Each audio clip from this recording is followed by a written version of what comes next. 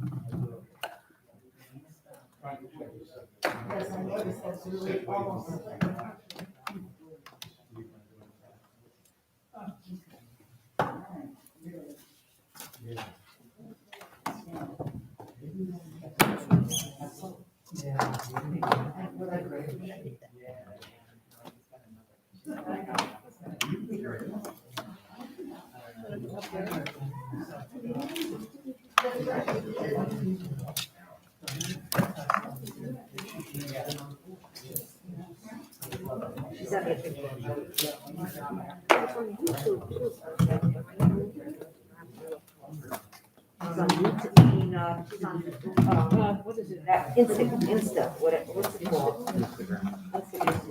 Yeah, that's what my daughter's on too. She doesn't go on anything else. Yeah, Instagram. Yeah, she has more pictures on Instagram. I follow her. I don't know. Yeah, all right, let me see. Okay, for those people waiting again, we'll be starting shortly, setting up just a microphone and a speaker here for just some better audio. That's the vodka. It's the vodka. Yeah.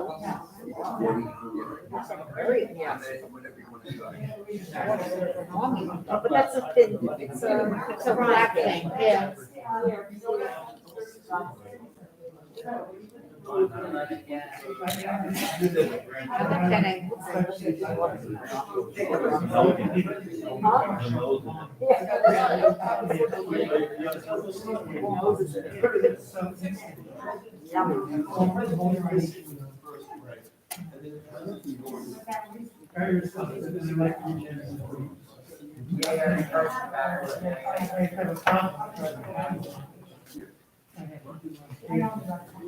So you'll My announce wife what the could question question. Yep. Questions via chat. People know the book's available. I guess I'll be controlling that here, and I'll put out an announcement for everyone here. You have the cards and stuff, so we're all set.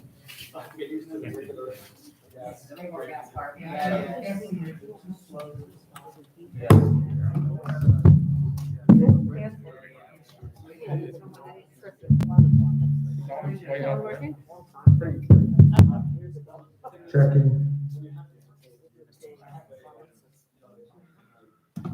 Can we lower the volume a little bit?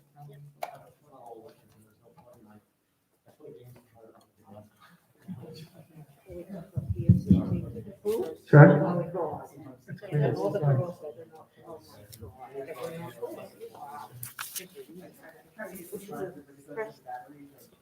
Junior? Sophomore? Sophomore, second year. God, what's the first one? Right. Do you need a microphone while you're sitting? I don't think so. Okay. He's going to do talking. I'll ask some questions. I think I can get my word across. We have another one here. If you want me to bring it You down. want to put it here? I think that'll be good.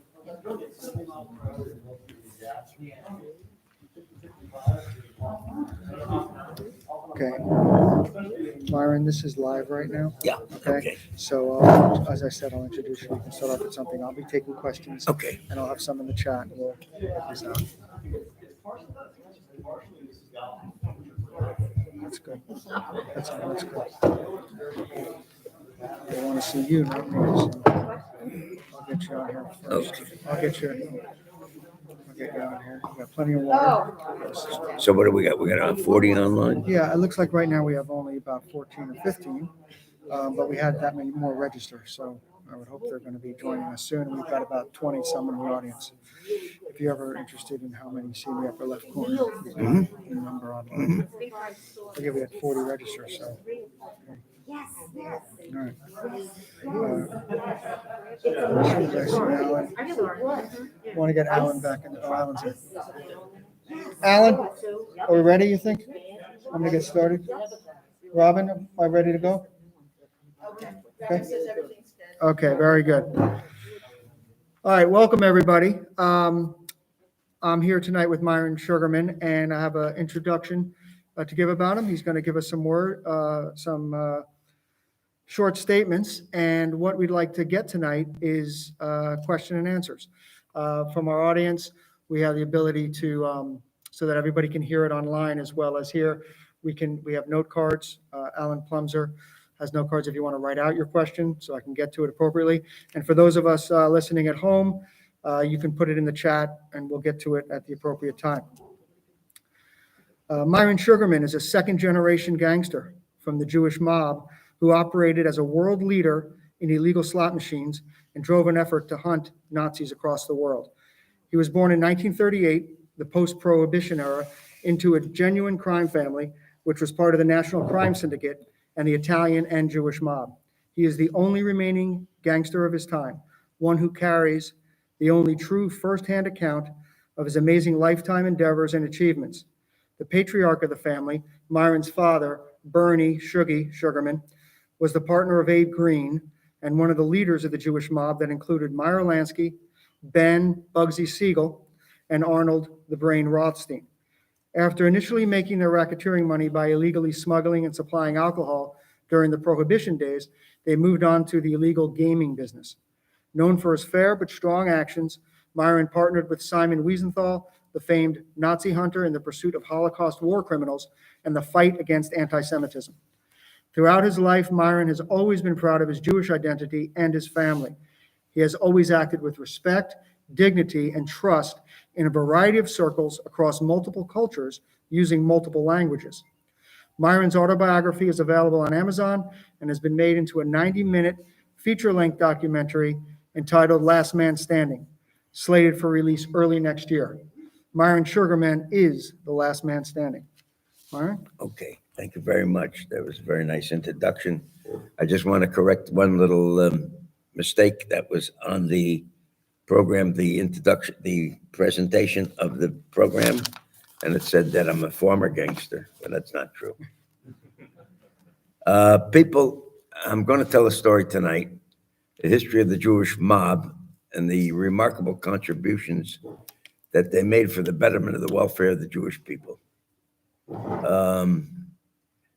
There's various phases, which I'll start by telling you how the original gangs formulated. But as I tell the story, I come to the realization or recognition or observation that the Jewish gangster is of the mentality, of the same mentality as the Jewish patriot, meaning that if a Jewish gangster who was born or raised in the United States had been born or raised in Palestine and pre-state Israel, he would have been a patriot. And vice versa, a patriot who had been born, raised in the United States could very well have wound up being a gangster because the mentality was pretty much the same.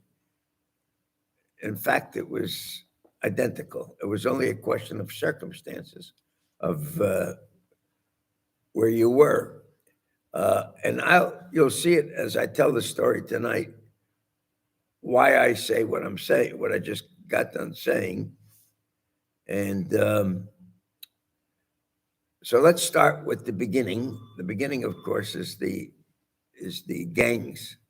The gangs are the children either born overseas and coming to the United States at an early age, or those that were actually born, as like my father's case, alav shalom. He was born in Newark, of parents that had just immigrated from Russia.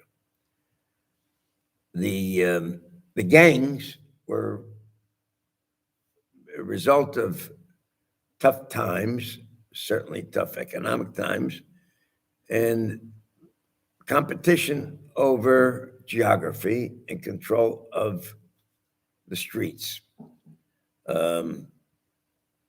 We had Jewish gangs, Italian gangs, Irish, and some others, but primarily it was those three particular gangs. And in the early times, the Jewish kids were responsible for taking care of their neighborhoods. We had large immigration in every major city of the United States. You had ghettos, whether it was New York, Brooklyn, whether it was Newark, Baltimore, Boston, Philadelphia, Chicago, Detroit, Minneapolis, St. Paul. You had Jewish gangs. We had a very high rate of criminality prior to the turn of the 20th century. There was Jewish gangs that were involved in violence, and a lot of them were involved at that time in promotion of prostitution, which is not something that we take pride in. 25% of the inmates at the time of the turn of the 20th century were Jewish. Let's move on now. I've explained to you these gangs. 1920, of course, was the Constitution Amendment, which made alcohol illegal. And there was a law called the Mobsters Act, which enforced the prohibition of alcohol. This was an incredible opportunity, a stupid law, which gave birth to organized crime. You had, at that time, an opportunity to make fortunes of money. The brain behind it all was a Jewish guy by the name of Arnold Rothstein, who was born of a better middle-class Jewish family, did not come from the Lower East Side or from the Third Ward of Newark. He was extremely intelligent, but he had a criminal mind, and he's really the guy that put together the crime syndicate. And he was the original godfather as far as alcohol was concerned. Also, Arnold Rothstein was a name that was associated with the Chicago Black Sox scandal, 1919 of the World Series. It was alleged that he was the one that fixed the World Series. Rothstein was of the mental process, said there's money to be made through the brain, more so than the money that's going to be made with brawn. However, when alcohol began, when the illegal alcohol business began, there was a need to protect the convoys, the deliveries, the trucks, and so forth. And Arnold Rothstein took these young fellas from the Lower East Side, which consisted of both Italians and Jews, and he brought them into his employment, and they ran the protection for the convoys of deliveries, because at that time there was thievery going on between gangs, and there was a lot of shootings, as we've watched in movies and so forth, stories of Al Capone, and the stories were just the same here in in Newark. If I ask you people, how many of you here recognize the name Abner Longies Wellman? How many would be able to raise their hand and say they recognize that? Alan, you recognize that name, but nobody else recognizes it. Abner Longies Willman was the Al Capone of New Jersey. He was on an equal level with Meyer Lansky and Benny Siegel.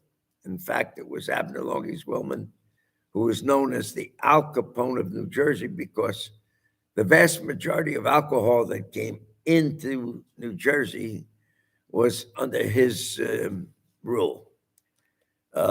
He was the big boss, political underworld boss of the state of New Jersey. And his influence was nationwide. He waxed very wealthy. He was a smart investor. He was also the promoter of movies, having provided money and funding for movies in Hollywood with, I think it's Sam Goldwyn. He made stars out of actresses.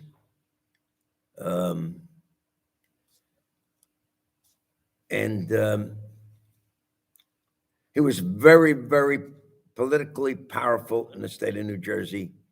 He was the one that picked the mayor of the city of Newark, New Jersey. We had a Jewish mayor, Meyer Ellenstein. And he actually picked the governor.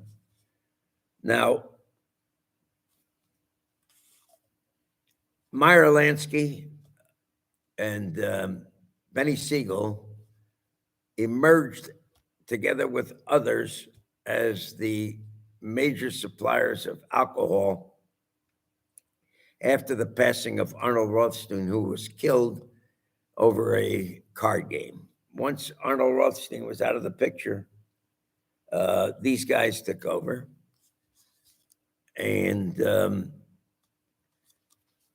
there was the need for cooperation between ethnic groups, particularly between the Jews and the Italians. People ask me, what was the beginning of the cooperation between Italians and Jews? Originally, the Italian world was controlled by two bosses. One boss was named Joe the Boss Masseria. The other boss was known as Salvatore Maranzano.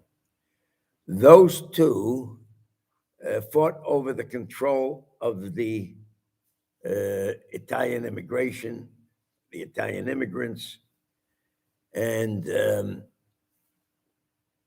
both of them came from a little place called Castelmamare, which was a little place in Sicily, and they were known as the Black Hand. But they were of primitive mentality. They were xenophobic and had no interest in doing business with those that were outside of Sicily, including Apulia, Napoli, Bari, Calabria. If you weren't from Sicily, and the closer that you were to the little town that they came from, they really didn't want to deal with you. However, and when it came, of course, to the idea that Italians were going to do business with Jews, that was unacceptable.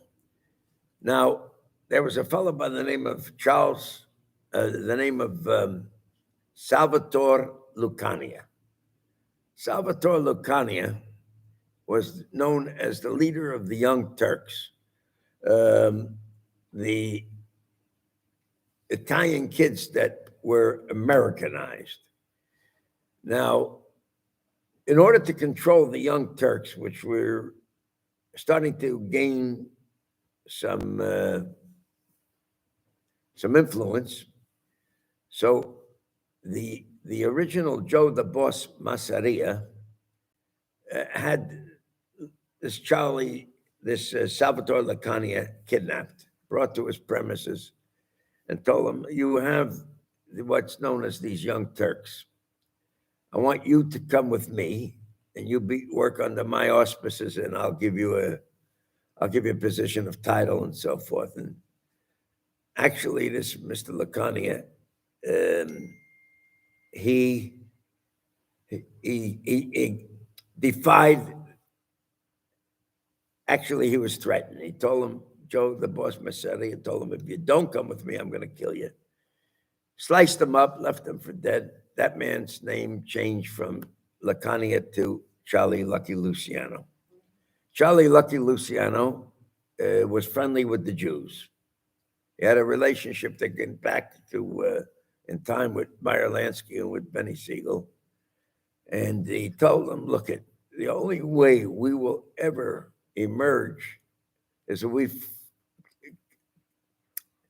we have to get ourselves out from under the thumb of the old, what they call mustache Pete's, Joe the Boss Masseria and Salvatore Maranzano. It was decided, and one day, Joe the Boss Masseria was, and by the way, the name Charlie Lucky Luciano, the name Lucky came as a result of the fact that he survived the attempted killing by Joe the Boss Masseria. Lucky Luciano, they put together 4 hitmen. One Jew, of course, was Bugsy Siegel, and 3 Italians. And they caught Joe the Boss Masseria in a little Italian restaurant, Coney Island. They killed him. And the next guy, Salvatore Maranzano, they used 4 Jews, 4 Jewish hitmen that took out Salvatore Maranzano. By the way, one of those hitmen was Sam Red Levine. Sam Red Levine was Meyer Lansky's favorite hitman, and he was quite an interesting character. He wore kippah, and he ate kosher, and once in a while went to shul on Shabbat. And he used to say to Meyer Lansky, don't give me an assignment on Shabbat unless it's absolutely necessary. So as a result of the elimination of the 2 bosses, you now had the emergence of the La Cosa Nostra in 1931. You had the crime syndicate, which was Italians and Jews, which preceded the La Cosa Nostra. Then you had La Cosa Nostra. And the Jews were of equal, but we were not organized with the same thing. People ask me, what makes me the last Jewish gangster? You'll hear about others and so forth and so forth. It's not that I'm the last Jewish gangster per se. I'm the last Jewish gangster of that particular world, which I'm talking about. There's nobody else left to tell that particular story. And I want to tell you now, once we get past the question of prohibition, we go to 1930, 31, and so forth. We had the rise of National Socialist philosophy. That was the Nazi Party, which exported to the United States a son of a bitch by the name of Fritz Kuhn. Fritz Kuhn declared himself as the Hitler, Yamach Shemo, of the American Nazi Party in the United States. Newark, New Jersey was a battleground between the Germans and the Jews. We shared geography, and there was a large German population, which was, by the way, reinforced after the end of World War I and the defeat of the Kaiser Wilhelm and the Austro-Hungarian Empire. We had a large influx of Germans that came to the United States, and Fritz Kuhn was able to rally support for his movement with recent immigrants, as well as Americans who were anti-Semites and liked the idea of beating up Jews. I mentioned to you the name of Abner Longies-Willman. We had a prize fighter. We had a lot of prize fighters, by the way, in that time. We had a lot of Jewish prize fighters. And in fact, from the early 1900s to the middle of the 1930s, we dominated 1/3 of the championships of the world, which a lot of people never had any idea. Two of the greatest Jewish prize fighters, Benny Leonard and Barney Ross. But we had one Jew by the name of Abramowitz, who fought under the name of Nat Arno. So when the Nazi Bund, the brown shirts, would meet after their meetings in the beer gardens of Newark on Springfield Avenue and up on Irvington Avenue, up on Lyons Avenue in Irvington, they would come into the Jewish neighborhood, the Weequahic section, which was made famous by Philip Roth in his writings, and they would beat up Jews. Nat Arnold went to Longies-Willman and says, I'm going to form an organization. I'm going to call it the Minutemen. In honor of the Minutemen of the Revolutionary War, we're going to have the Minutemen of Newark that in a minute's notice, we'll go fight those Nazis. Right? And I need from Longies-Willman political coverage. So Longie owned the mayor. He owned City Hall, police department. And so every time that we found out that the Nazis were meeting, that the Jews found out that the Nazis were meeting, the Minutemen would get a phone call, whether you were in a club, you were in a hangout, a bar, and we're going tonight up to Lyons Avenue, we're going to Springfield Avenue, we're going to this place and to that place. And sure enough, our guys went there and they did a very effective job of kicking the crap out of these Nazis and gave them for the entire period of the 1930s, gave them a lot of grief. There's a book called The Nazis in Newark. It was written by a very good friend of mine, Warren Grover. Tells that particular story. I knew all those men that were members of the Minutemen because they were all friends of my father. My father was part of that group. So there was a judge in New York City by the name of Nathan Perlman. He contacted Myron Lansky and said to him, Mr. Lansky, I need you to do the same thing in Yorkville, in Manhattan, that Longie's crew is doing in New Jersey in beating up Nazis. Fritz Kuhn was going up to Yorkville, which was a German section of the city, and he was attracting a lot of attention. As a matter of fact, in 1939, you can go onto YouTube, you'll see that there were 25,000 Nazis in the Madison Square Garden. Fritz Kuhn's last great effort before he was tried, he was indicted, tried and convicted and went to jail on some trumped up charges because it was in 1939. And at that point, the American attitude as far as engaging itself in World War II was beginning to change. The neutrality was losing its appeal. And of course, everybody knows what takes place in 1941. In 2 months after Pearl Harbor, there was a ship called the SS Normandy, which was commissioned by the Department of Navy to be refitted. It was a French luxury ship to be refitted to send American troops to Europe to fight the war. 2 months after we declared war on, Roosevelt declared war on Japan, a couple of days afterwards, the Axis declared war on the United States. Within a very short period of time, we lost 150 ships in the Atlantic. The U-boats, the German U-boats were taking out these ships. This particular vessel, the Normandy, was a gigantic luxury ship, mysteriously blew up and sunk in the Hudson River. There was a naval intelligence officer by the name of Charles Heffernan. He reached out to the lawyer for the mob, who at that time was Morris. The name will escape me, but I'll think of it in just a second. Moses Polikoff, I'm sorry, Moses Polikoff, and said, would you please make an arrangement? I want to meet with Meyer Lansky. When Mr. Lansky was advised that the Department of Navy wanted to meet with him, he was a patriot. He says, of course I'll meet with him.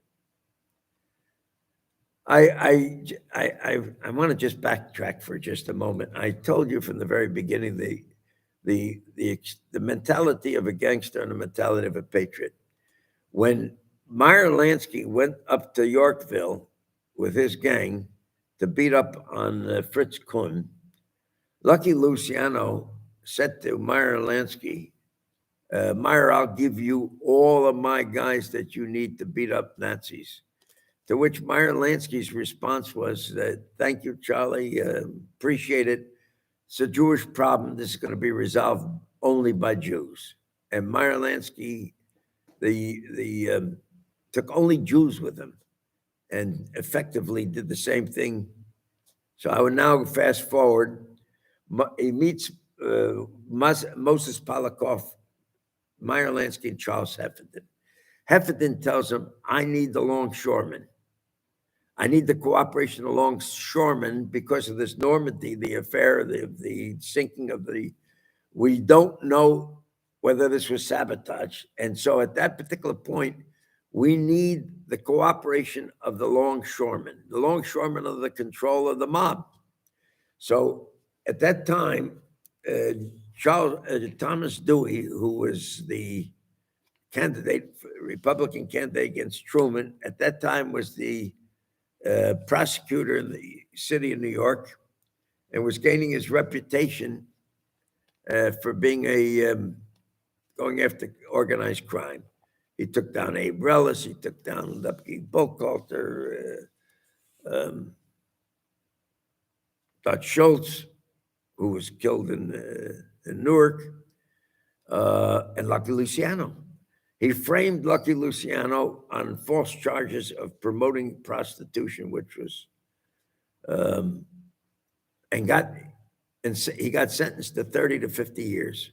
Meyer Lansky, when he met with Charles Heffernan, he says, look, the guy that you need to have cooperation to control the longshoremen to protect against sabotage and espionage. According to the mentality of the Department of Navy, the longshoremen consisted of two ethnicities. One were the Italians and the others the Irish. The fear was that the Irish would be anti-British and therefore wouldn't cooperate. And the other hand, the Italians might possibly be pro-Mussolini, all right? And as a result, they might not cooperate. But if the order came down, Meyer Lansky, the order comes down from Lucky Luciano to cooperate, but on the other hand, you've got Mr. Lucky Luciano in Dannemore prison on the border between the United States and Canada. The man is doing a 30 to 50 year sentence. You want his cooperation? I'll go talk to him. Meyer Lansky convinced Lucky Luciano without any promise of any special treatment other than the fact that they would bring him closer to New York, to a more comfortable prison, whereby he would be using his influence, not just with the longshoremen to control against or to guard against sabotage and espionage, but at the same time, all the saloons, all the coffee shops, all the bars, all the gin mills, all the street people, including prostitutes, including whatever, to guard against sabotage and espionage. The order came down, we will be patriots. And that same cooperation, by the way, even was extended to Sicily on the invasion of the Allied forces that came from Africa, from North Africa, and invaded Europe via Sicily. So, as a result, ultimately, when Dewey became the governor of the state of New York, he did give to Lucky Luciano a governor's pardon under the condition he would not remain in the United States. He was sent back to Sicily. He could not stay here. That was the deal. Meyer Lansky, of course, received the scepter of power post-World War II. And now I'm going to tell you about another remarkable piece of history, what the mob did with regards to helping create the state of Israel. Truman, 20 minutes after Ben-Gurion declared the state of Israel, Truman, who was a Midwest anti-Semite, Mrs. Truman never let a Jew into her house, as a result of badgering by an ex-partner of his and an old friend from Lincoln, Missouri, by the name of Eddie Jacobson, the Zionists were finally able to reach Truman, and Chaim Weizmann convinced Truman of the legitimate need for the creation of the state of Israel. Originally, the United Nations, I'm not here to give a history lesson, but to give you a little background as far as the mob's cooperation. Truman, subsequent to recognizing the state of Israel, he invokes the Neutrality Act, which states that it is a criminal act to supply weapons and arms to Palestine, either to the Arabs or to the Jews. The Arabs had the British on their side, who basically, putting it nicely, bastards, vicious and not willing to fulfill the original Balfour Declaration, and favored the Arabs, obviously, because of Arab oil. There were 600,000 Jews. Ben-Gurion needed help from the United States. He came to, he sought out an old friend of his by the name of Zemel Resnick, who owned the Palace Amusements in Asbury Park. Zemel Resnick, whether it was he or through some other, they got to meet a fellow by the name of Rudolf Sonnenborn, an American Jewish industrialist who, together with Zionists all over the United States, they would meet once a week, and they would come up with money for purchase of weapons and arms in violation of the Neutrality Act. The shipping, however, was controlled by the mob, by Albert Anastasia and Frank Costello. And so the Zionists went to Longis Willman and Meyer Lansky and told them, we need the cooperation of the longshoremen again. The same longshoremen who were used for the defense of the piers, protect against sabotage and espionage during World War II.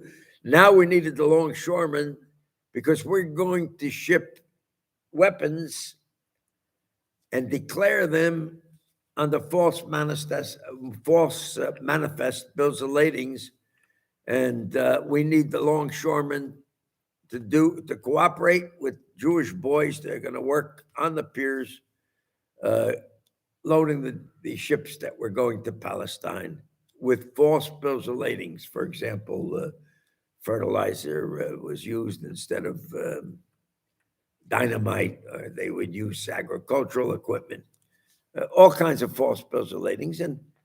It was very important, since New York was a tremendous port of departure for weapons and arms. The Vineland, New Jersey, by the way, was the depot for a tremendous amount of weapons and arms. But this was a massive effort by Jews throughout the entire United States, of which the mob played a very significant role. There was a gangster from Los Angeles. If I mention the name Mickey Cohn, would you people know the name Mickey Cohn from the movies? Okay. So Mickey Cohn, together with Bugsy Siegel, they actually were the bosses of California and Los Angeles. Mickey Cohn held a fundraising evening in a place called Slappy Maxie's Comedy Club in LA. And they raised a tremendous amount of money. That money was used to supply weapons and arms for a ship called the Altalena. How many of you people ever heard of the episode of the Altalena? No? Well, okay. So it was almost the cause for civil war between Haganah and Ergun. But fortunately, Menachem Begin at the last minute said that we'll have no revenge as a result of breakdown of communication and the bombing of the Altalena. I can go on telling all kinds of stories, but I think that I wanted to just give a basic outline as to what was the mentality of that generation of Jews in terms of fighting the American Nazi Party, the cooperation with the United States Department of Navy, World War II, and lastly, the supply of weapons and arms to Palestine, pre-state Israel, to both Haganah and to Ergun. So I think that, well, at this particular point, let's have some questions and answers. All right. Well, I think we established that the mob back then, the Jewish mob, was very pro-American, pro-Israel, helped with the state of Israel, and anti-Nazi. Some very positive things. I know there's some cards going around, and remember, anyone who is online, you can hit on the chat, and I'll pick up on it, and we'll get to those questions. As I'm waiting for the first card, I want to go back to something you said very early on about Arnold Rothstein, who's everybody's heard of, and of course heard of with the 1919 Black Sox scandal. Now, you said allegedly, but as far as I remember you saying in other times, that he really had nothing to do with that, though. No, I never said that. No? It was alleged that he, together with Avi Attell, Avi Attell was a featherweight champion of the world, early 1900s. That together, Avi Attell, and now Rothstein, it was never conclusive that he was the one. It was always alleged that he was the one that was involved in the fixing of the World Series. Okay, very good. All right. And I see we've got some other cards coming out. Without a card? I just wonder, in view of what you're saying, what was going on, I'm a little surprised that they didn't let, when, I guess, was it Rothstein or Lansky tried to go to Israel, they wouldn't take them. How did the Jews feel about that? Did they feel betrayed a little bit, or? So, okay. So, Repeat the question. so the question is, Myron Lansky, why the state of Israel didn't allow him to become a citizen and to remain there. Is that it? Yeah. So, my father's original partner in the jukebox and vending machine and gaming business was a fellow by the name of Doc Stacher, Joseph Stacher. They called him Doc. He made a deal with Robert Kennedy. He went to Vegas. He, together with Longie's woman, Meyer Lansky, Benny Siegel, they were the four equal leaders of the Jewish mob, together with Lepke Buchhalter, Jake Gura Shapiro. Arnold Rothstein was the granddaddy of them all. He was much older, and he was the teacher. He was the rabbi. So my father was an investor in the Riviera Hotel in Havana. And of course, knew Meyer Lansky. So I was in Israel, and it was right before I was a kid, and I was the following month. I was there in September of 1970. Meyer Lansky had just escaped to knowing that he was going to be indicted on income taxes. He escaped to, and he was going to make his residence in Israel under the law of return. DocStatcher said to me, I'm going to introduce you to a friend of mine. And it was a Shabbat lunch. And I met Meyer Lansky, and we spent the entire afternoon together. And it wasn't a social visit.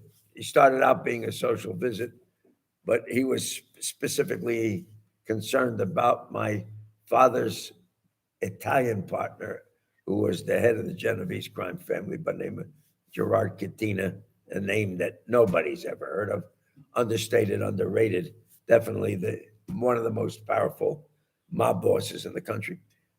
Meyer Lansky was concerned at that time what was going on at home in the United States. I was scheduled to go to Africa. I went to work running slot machines for his organization in Nigeria, 1970, 71. But Meyer Lansky wanted to stay in Israel under the law of return. He didn't want to go back to the United States. He feared that if he went back to the United States, he was going to end up doing life in prison on an income tax case, which was ridiculous. But Nixon government and Mitchell made him into a prime target, and he applied for citizenship under law of return. Nixon government put tremendous pressure on Golda Meir, and the eventual bottom line is one Jew worth $3 billion.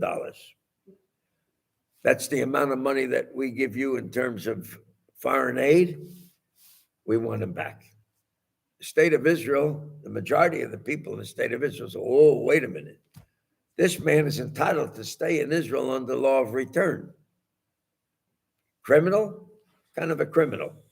We've got bigger criminals in Israel born in here than we've got as far as Meyer Lansky is concerned. Yes, he was a big shot in America, but he's an old man. Let him stay. However, the case went ultimately to the Supreme Court of the State of Israel, and it was ruled more as a political decision, not a judicial decision. They said, okay, what kind of compromise are we going to work out? We will not send them back to the United States.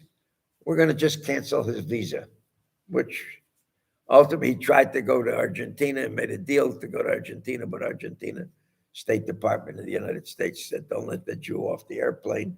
When the plane hit Buenos Aires, sent him back. And eventually there was two cases. There was two trials. The first trial was a hung jury. Second one, the United States government threw in that. It was amazing. They threw in the towel on that one. And Meyer Lansky died in the United States, died in Florida. And died broke. Essentially died with very, very little money. Two things people say to me, how is it possible? One, Cuba, he had 16 million of his own money going back into the 50s, 16 million, put into the Hotel Riviera. And probably because he may have been the guarantor to certain investors that put their money in the Riviera Hotel, he had to trade off stock that he owned of shares in Vegas. And the second thing is that all the mob money that was a result of the rake-off was deposited in a bank called the International Banque du Crédit in Geneva, Switzerland, which was a combination Mossad bank and a bank for the mob, for the rake-off for the money coming out of Vegas. That bank was interceded by the Swiss government, and the bank folded. And everybody who had their monies in that particular bank, there was no federal FDIC, Federal Deposit Insurance. So that's the story of Myron Lansky and the reason he was never allowed to stay in. On the other hand, my father's partner, Joe Doc Stacher, made a deal with Robert Kennedy to accept a 5-year exile from the United States if the government would drop income tax charges against Doc Stacher. And he stayed. He stayed in Israel. He died in Israel. And he's buried in Israel. All right, thank you for that. All right, we have a question. Fictionalized versions of many of the people that you mentioned are portrayed in the show Boardwalk Empire. I don't know if you've ever seen it, but if you have, are they accurate depictions in that show, if you've seen it? I never saw it, but I know the show. It's reasonable. From all that I've heard about it, it was accurate. Okay, all right. As a gangster, what do you regret most that you did? What do you regret?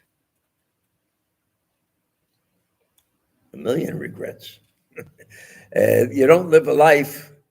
It was circumstances. I was born into that world, but my father certainly never had any intention of me remaining in, of following into that particular world. It was only a question of the fact that he died early, and I got to take care of family. And I saw just the question of opportunity to create gambling. 1941, LaGuardia, who was the mayor of the city of New York,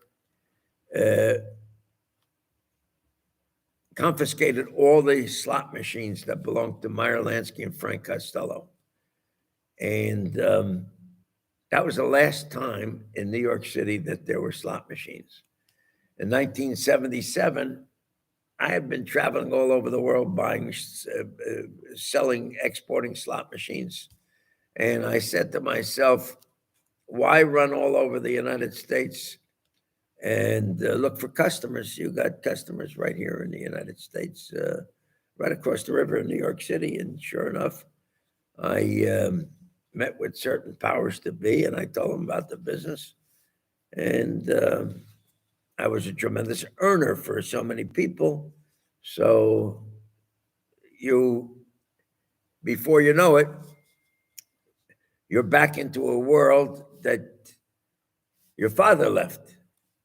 And again, it was only a matter of circumstances. I was a businessman in an illegal business, not an immoral business, an illegal business. Make a distinction between the two, because gambling business today is you have casinos everywhere throughout one place to the other, and you got casinos right here on this particular iPhone. Mm-hmm. You don't have to leave your living room. Mhm.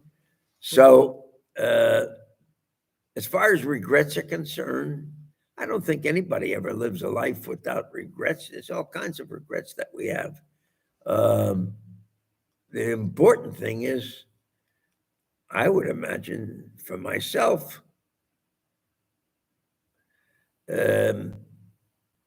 not to live those regrets, because it's all negative. We all make mistakes. We all live lives that we made choices, and some of those choices are not always the best choices. But at the end of the day, at the end of the journey, in the bottom of the ninth, in the hour of sunset, you want to look back and see what you've done or what you accomplished, and so it was a pretty good run. All right. All right. Did you spend any time in prison? Yeah, I did 19 months Allarwood Federal Prison Camp, and it was a very, very productive time. You either could be, it's a question of what the attitude of a person as to what you're going to make out of that time that you're going to be there. So, of course, there was all opportunity for sports, played racquetball nonstop.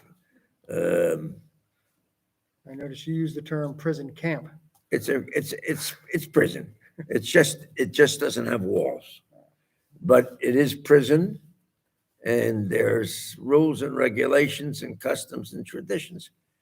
Anytime you walk into another man's world, there's rules and regulations and traditions. The same thing as far as the underworld is concerned. It's got its own rules and regulations, and you better know what they are, so that you don't offend anybody. The same thing as far as prison is concerned. There's a certain code of behavior, and again, what you choose to do as far as making that time useful and productive. So God only knows how many books I read, and how much self-educated. Of course, you got some extremely intelligent people, and every human being, by the way, is a world unto its own. And you benefit by talking to people and finding out how they think and where they're coming from and their mentality and so forth. So for me, jail was not a negative experience. All right. You mentioned reading a lot of books. I want to go to a question online here.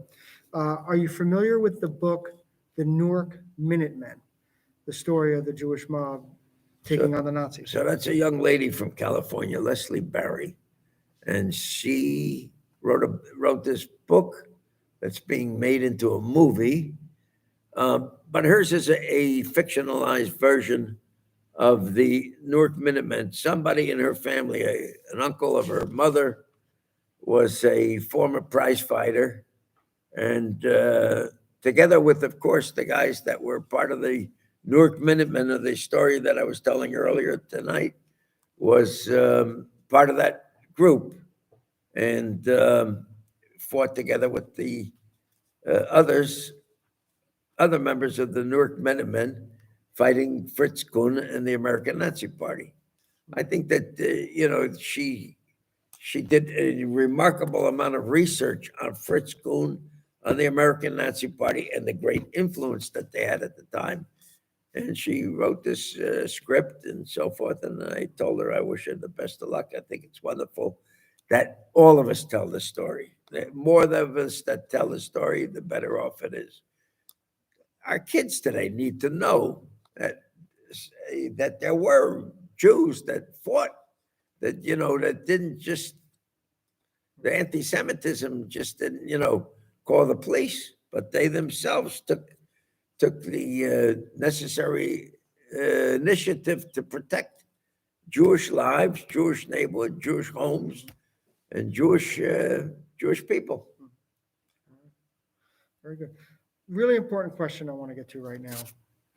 Important part of your life. How did you get involved with Sam Wiesenthal? Oh, Simon Wiesenthal. Simon Wiesenthal, and where did that take you? How were you able to participate in Nazi hunting? So, as a kid, I started to travel when I was 21 years of age. I went all over the world. I sold slot machines, jukeboxes, and all kinds of gaming devices and so forth. So I think it was 1965 was the first time I did business in Vienna, Austria. I'm married to a girl from Argentina, a Jewish girl from Buenos Aires. And when they discovered Eichmann in Buenos Aires, of course,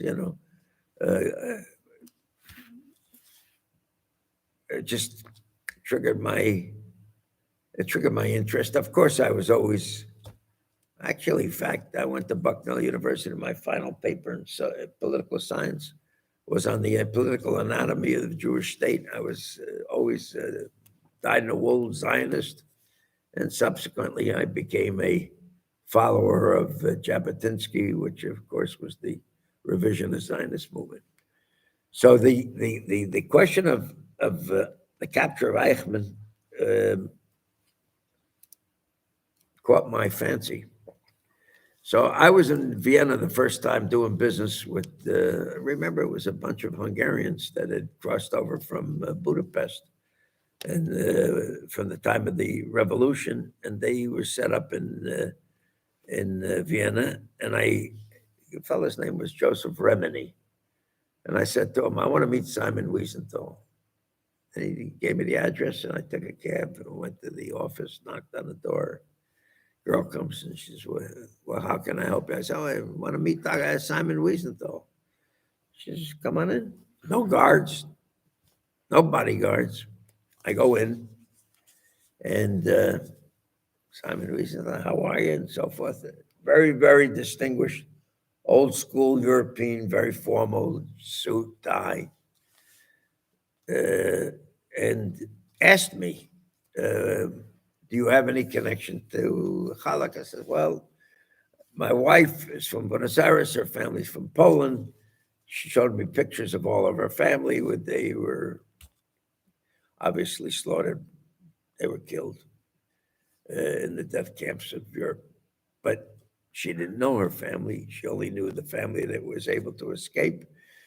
But I really am an American guy. I really don't have any connection. But I do want to do everything I possibly can to help you to capture the pursuit of Nazi war criminals, because my father was part of the Minutemen. He was certainly, he was the head of the vending and jukebox during the time of the United Jewish Appeal for the raising of money for the state of Israel. So I was born and raised into that kind of a world. While not particularly religious, certainly that dyed-in-the-wool Zionists want to create the state of Israel. So Simon Wiesenthal explained to me, we had a big map, and we spent 3 hours. He liked the idea of an American boy showing up and offering his services. He said, look, I need money. Everything in life, it revolves around money. In order for me to get information, Nazis in Vienna would have disputes, and they'd go running to Wiesenthal. And he says, if I had money in my pocket, I'd buy my information, because two guys would get into a dispute, and they rat out each other. And I'll tell Wiesenthal this, I'll tell him that, and so forth.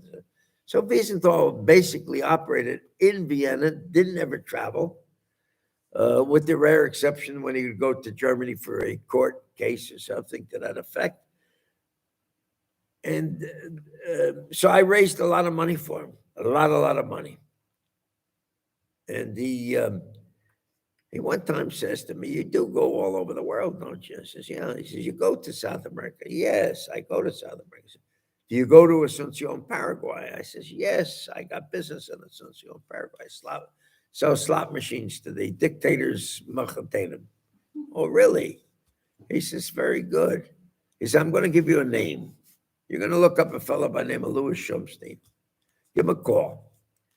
I called Louis Shumstein. I traveled to Asuncion, Paraguay, in business. I call him up, Mr. Shumstein. What do you speak? Spanish, Yiddish, English? He said, no, it's okay. We can speak all three. We meet, and he says, what's your interest? I said, well, Simon Wiesenthal. He says, listen. He says, young man, this is Asuncion, Paraguay. The dictator of Paraguay is Alfredo Stroessner. He's been dictator for 30 some odd years, 37 years. This is a protected the Nazis are protected species. Be careful. Stop. Don't go around asking too many questions. In fact, do your business. Eat your whatever you want to eat your dinner. If I can help you socially, whatever you need, fine. But we are a small community of survivors, and we don't want to stir up trouble because somebody did ask too many questions and there was a shooting. This is not the place to be courageous. Okay, sir, I appreciate that. Thank you very much.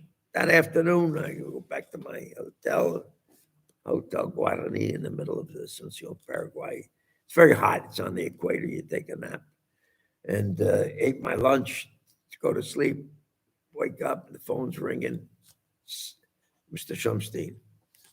He's downstairs. I want to talk to him. And he tells me, yes, there has been a sighting of Joseph Mengele.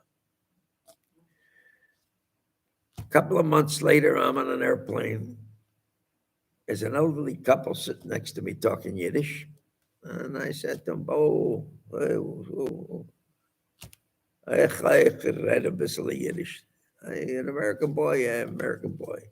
He very nice the way you're doing Asunción, Paraguay, I do business. You know anybody in Asunción? I says, yeah, I know a fellow by the name of Shumstein, Louis Shumstein.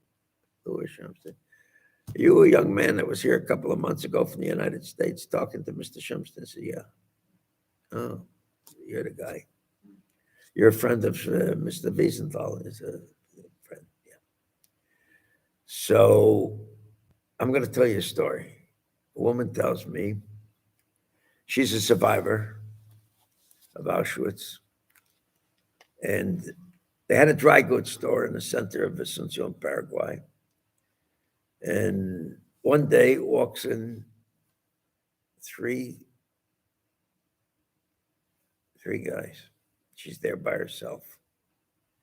The minute the three guys walk in, she spots the guy in the middle. She's, oh my God. In shock. It was Joseph Mengele, the Malach HaMovis, the angel of death. She froze. And the moment that she froze, he realizes that she's identified him. Out they ran, the three of them, and off they got. So, of course, the information was sent to Wiesenthal, sent to the Mossad, and so forth. Mengele eventually dies, according to he died drowning in the northeast of Brazil. My relationship with Simon Wiesenthal was one of the most important relationships that I had in my life. It was my way of contributing to, like my father did, fighting the American Nazi Party and his friends fighting the American, that generation. And you just is a something that is inside of me that made me do what I did. There's a magazine, a very popular magazine. The most popular is called AMI, A-M-I. It's the My People. It means my people. It's an Orthodox magazine, gigantic following amongst the Orthodox world. They did a 16-page feature last week, the Sukkot edition, about myself. The story being my father being in that part of that world, me being part of that world, and my son is a Orthodox rabbi with a rebbitzin with 8 kids. And they find that so remarkable that this man would have a son who's a Talmudic scholar. So the rabbi, who's the publisher of the magazine, asked me, how did you manage to do it? How did your son become an Orthodox rabbi? I said, well, I honestly tried to make him become a slot machine I said, somewheres along the line, I screwed up. Kid ended up becoming a rabbi. So that story, of course, it was the appealing factor to. All right. So, I don't know if somebody was holding on to a card, but I do have something else I want to get into that I understand you have some knowledge of, and that is the mob knowledge of what happened with the JFK assassination and the involvement of Jack Ruby. So in that particular story,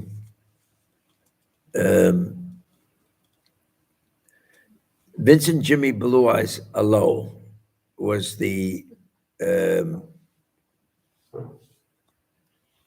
Genovese high-ranking member of the Genovese crime family. He was the closest to Meyer Lansky. And there was an old timer that said to me one day, come on, I'm going to introduce you to Jimmy Blue Eyes. And I met him. By the way, they put me in a sentencing report in 1987 that Myron Sugerman is a close, intimate associate of Jimmy Blue Eyes. I had never met the man in my life. Years later, a friend of mine, an old timer, says, come, we're going to have lunch with Jimmy Blue Eyes. Oh, my God, this is fantastic. So when I met Jimmy Blue Eyes, I said to Jimmy, how are you, my friend? He said, who the hell are you? I said, what do you mean, who the hell am I? I said, I'm a close, intimate associate. And I told him the story that the government falsified in a pre-sentence report that you and I are close, intimate associates. I told him, I never met you in my life. This is the first time. Jimmy Blue Eyes, I asked him, we used to eat lunch on a regular basis, and he was already in his 90s. And I was able to take advantage of history. And I asked him about the Kennedy killing. So Jimmy Blue Eyes tells me the story like this. Joe Kennedy wanted his son to become president of the United States of America. Joe Kennedy couldn't stand the Italians and didn't want to go directly to them in order to request cooperation. And so he sent a message to his son-in-law, Peter Lawford, right, who was married to a Kennedy girl, and said, listen, you tell your rat pack guinea friend, that little bastard Sinatra, we need Chicago, Cook County, West Virginia, the unions, and so forth. All right. So Sinatra, thinking, oh my God, what an opportunity. He goes to Sam Mooney from Chicago, Santo Trafficante from Tampa, and Carlo Marcello from New Orleans, and said, look, we've got a fantastic opportunity to control the White House. How do you figure that? Well, we're going to get this guy elected. They came to us for a favor. We're going to fulfill the favor. We're going to make sure that he gets Cook County. We'll get West Virginia. We'll get some other. And sure enough, whether in fact they did anything, the mere fact that they were requested a favor and they fulfilled the favor, and whether it was circumstantial or actual, Kennedy got elected. Now, you have to understand mob mentality.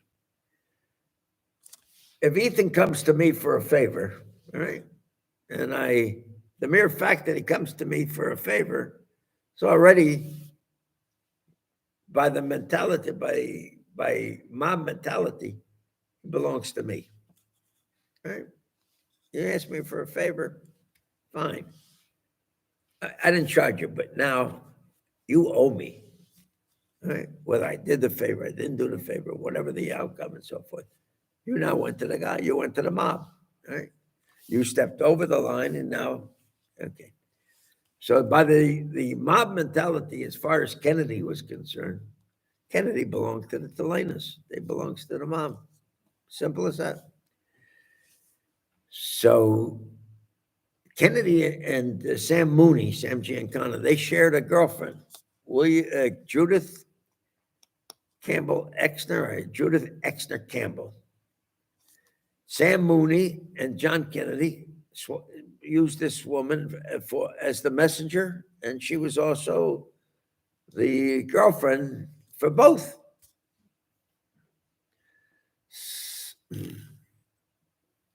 There was no denial that Kennedy was hooked up as far as the mob was concerned. Joe Kennedy told his Jack Kennedy, "You're going to make your brother the United States Attorney General." And Kennedy, Robert Kennedy, the idea was eradicate this Italian mentality, this Italian claim on the Kennedy regime government that that Kennedy owes the mob a favor. Frank Sinatra became persona non grata at the White House, and that really upset him because he and Jack Kennedy used to go partying together. Right? They went cabareting and socializing with the women. So if Kennedy and Frank Sinatra were really buddy-buddy, but then it was told, Sinatra, you're persona non grata, you're involved with the Telena, with this, with the mob, so forth and so forth. Robert Kennedy organizes in the Justice Department an organized crime task force, and they passed what was known as the Omnibus Bill, which was the act that precedes RICO, Racketeering, Influence, Corruption, Organization. And they went after the Italians, big time. Robert Kennedy, as I told you before, made a deal with Joe Stacher, my father's oldest friend and partner, who accepted exile and went to Israel and stayed there in spite of the fact that it was only a 5-year limit. But as far as the Italians were concerned, Robert Kennedy went full speed ahead to take out the Italians, and the Italians said, okay. Whether in fact, I asked Jimmy, I said, Jimmy, by the third or fourth time that I was eating lunch with him, I said, Jimmy, I got a question to ask you. So what is it? As you guys killed Kennedy. He says, we had better shooters than Lee Harvey Oswald. I said, wait a minute. I didn't ask you who, if you had a better shooter than Lee Harvey Oswald. I'm asking you if you guys killed Kennedy. He said, no. I said, well, then he says to me, but we had a full justification killing his brother. Not Jack, but his brother, Robert. So he says, that son of a bitch, he merited the killing, not Jack. Jack wasn't a bad guy. It's just that Robert Kennedy was told to eradicate the Italians. Jack Ruby, his original name, of course, was Jacob Rubenstein. He was a low-level gangster from Chicago. Dallas, Texas belongs to Chicago in terms of mob jurisdiction, whereas everything that goes on west of Chicago up to Las Vegas, Vegas is open city, would belong to Chicago, would belong to Al Capone. That was always a one-crew town. And Jack Ruby was a Chicago guy. My father, Allah Mashallah, had a very old friend there by the name of Abe Sussman. Abe Sussman was the jukebox, pinball machines, gaming, big cigarette machines. And he was the connection guy with the Dallas police force. So if a Jew from Chicago was in Dallas and got jammed up with a certain problem, Abe would get a call in the middle of the night. Abe, we got one of your Jews. Get him out of here. Take him to the airport, put him on an airplane, send him home to Chicago. What was Jack Ruby doing in the Dallas Police Department.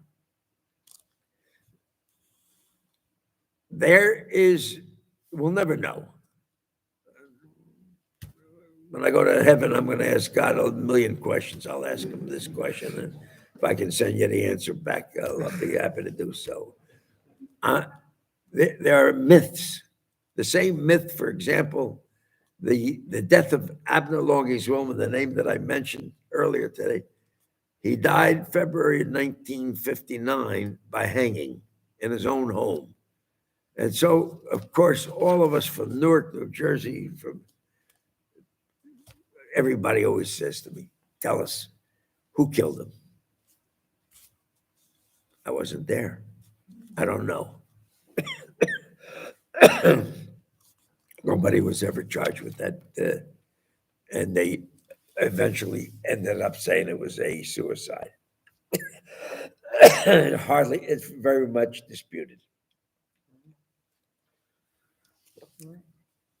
We'll never know who killed Kennedy. Alan, we don't have any more questions online on our chat. I don't know how you're doing on time. We're pushing at 8:30 here. You guys all right? No problem. Do we have any more questions? Loudly, please. Okay.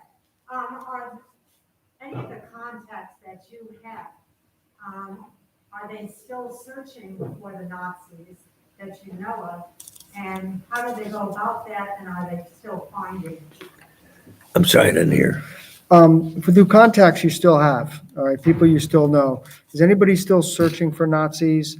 And how would you know where to find them or how to go about? Well, there are those that, there's a friend of mine, Steve Rambam. He did a fantastic job, went up to Canada, and he discovered a whole bunch of Nazis living in Canada under their own name, did a fantastic exposure on it. He's a hell of a guy, Steve Rambam. As far as the neo-Nazis today in the United States are concerned, no, we don't have anybody anymore.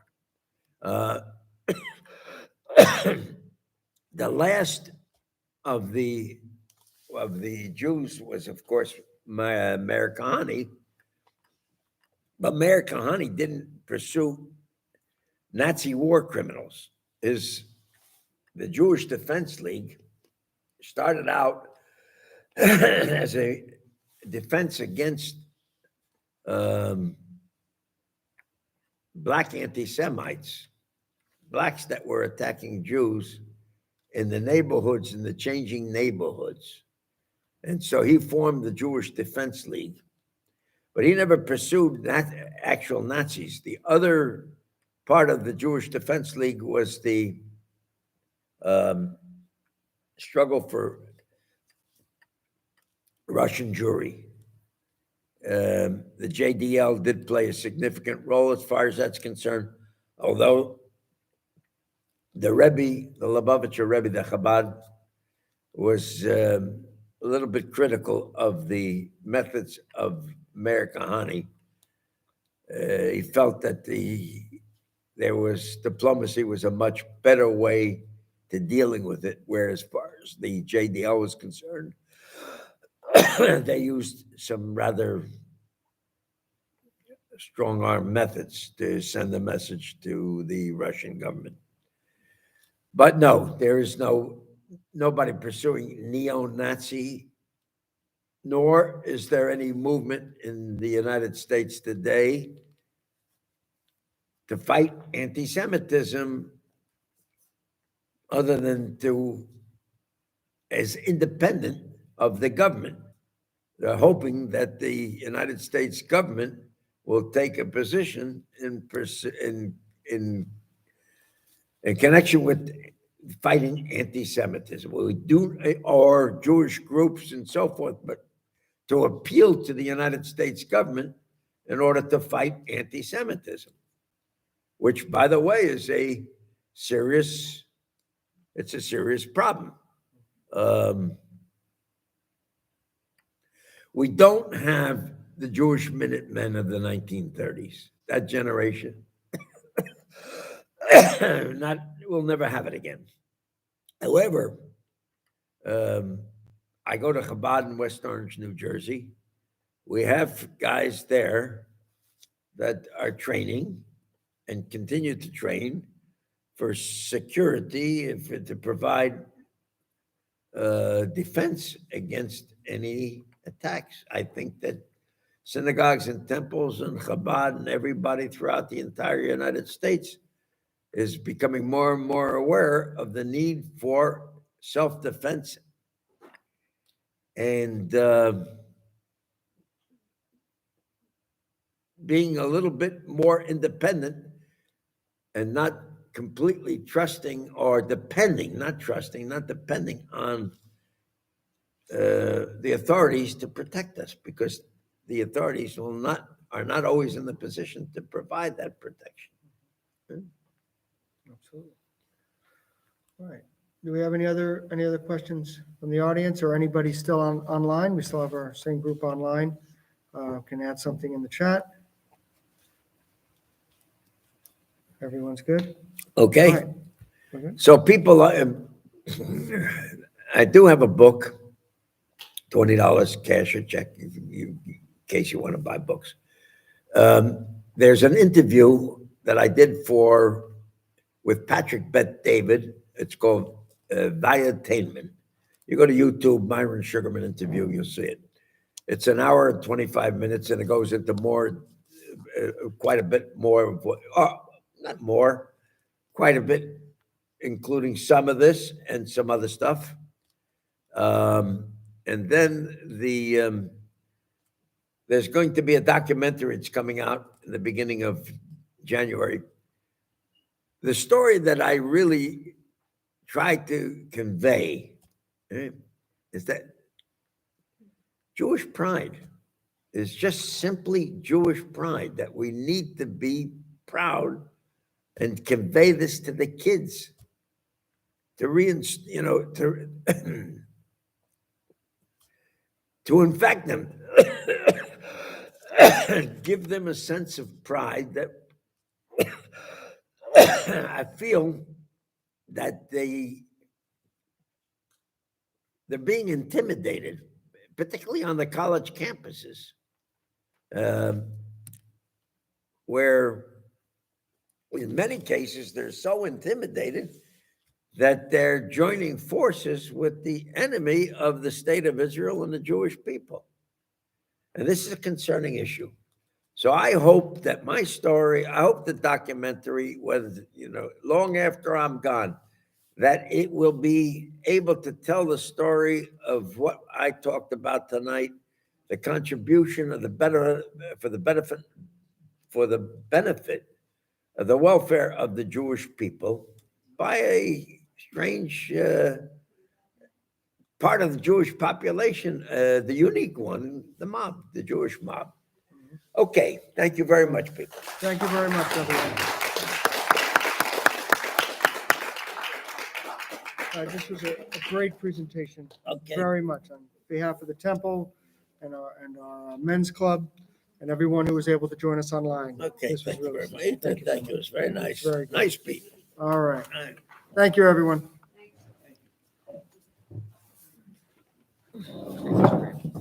Yeah, absolutely. Actually, you might, Myron, you'll be signing Yeah, I'm books at gonna the go over table? there, yeah. He's gonna go over, yeah. All right, everyone, I think we're gonna sign off here. I'll stay online in case somebody had something, but I know that Myron's book's also available on Amazon, all right, for those people who weren't able to make it here tonight. Thank you all for coming.